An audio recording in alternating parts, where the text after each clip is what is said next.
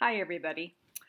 Okay, so I guess I posted a previous week 4 video on our main forum. I apologize about that. Right now, I'm teaching um, 3 sections of this course, and occasionally my technology is not quite in line.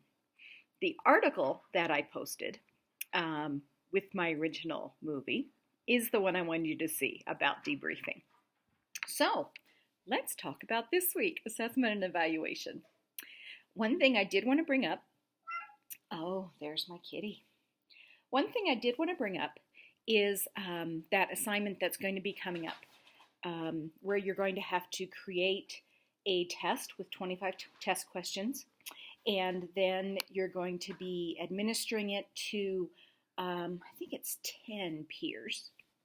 And then you'll be writing a paper, analyzing it, and doing a little bit of statistics. My cat is a little hungry right now. Anyway, so I want to remind you about that because it does tie into the assessment and evaluation that we're talking about this week. Like I think I've said before, there are a lot of good articles on the internet about writing effective multiple choice questions. And this particular assignment does call for you to write multiple choice questions for the test that you're going to administer. So I want to remind you about that. In talking a little bit about assessment and evaluation, so we have our formative assessment and we have our summative assessment. I personally believe that formative assessment is really critical, and some of you have mentioned that in your posts. She's really whiny. So here she is. This is Katrina. Okay, enough of her. All right, so formative. So formative evaluations in a course can be anything. They can be simply asking discussion questions online, throwing out questions in a course, having small groups do problem solving and then sharing their information with the class. So basically anything during the course where you can see if the information that you really want to get across is sticking. Before we get to summative evaluation in the end, where we see have they gotten the whole knowledge and there's no more opportunity for correction at that point. So I'm a big believer in formative evaluation. In this course, I really like to see how you're thinking. And so I do ask you critical thinking questions, I post articles, and I really do pay attention quite a bit to your posts. So I appreciate all the work that you're putting into them. So the reason I posted the article is because I do also want to talk about simulation. Simulation is one of my favorite forms of assessment because you really can assess the theoretical knowledge that the student has, psychomotor skills, and to some extent, the affective domain. Depending on how you craft your scenarios, you can really pull out all of these elements. When I was working for Roseman University, we had a simulation room where I had a group of students, a small group, usually 4 or 5, and they were being filmed as they were doing their simulation. Then in another room really close by, another group of 4 or 5 students was watching the simulation as it was occurring from that feed from that camera. And then afterwards, we would get the 2 groups together for a debriefing. And we would definitely talk about first what went right, what do people feel good about.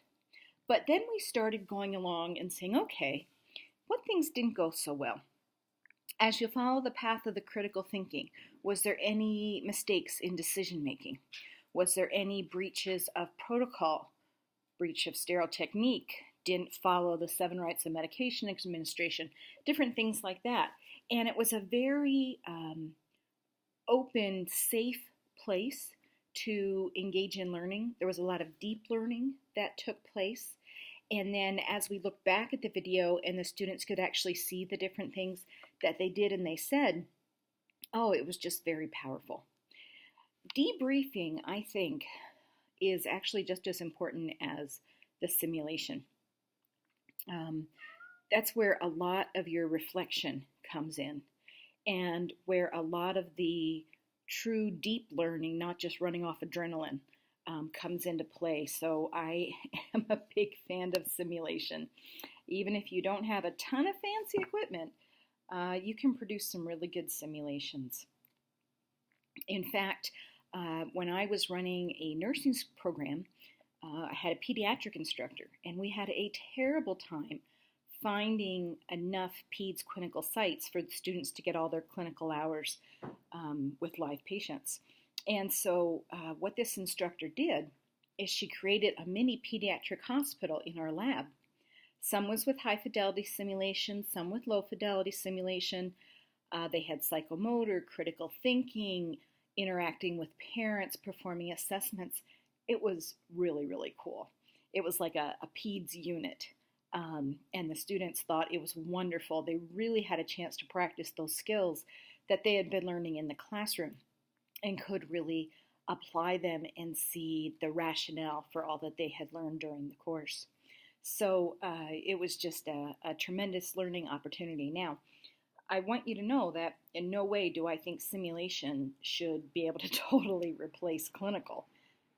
There is quite a debate going on in nursing education about how much simulation should be used in a program. Should it be a percentage? How do we get our hands around this? I do believe we should be using simulation. I do not see it as a replacement for clinical. I see it as an enhancement. But there really is nothing, no matter how great simulation is, that's going to totally replace that live patient contact. So that's my view on that. Anyway, so we've talked about a few different things. I apologize for that other video kind of showing up there. That was weird. But now you've got the regular one. And so please look at that NLN statement on debriefing. I hope you'll find it interesting. And I'll see you in the main forum.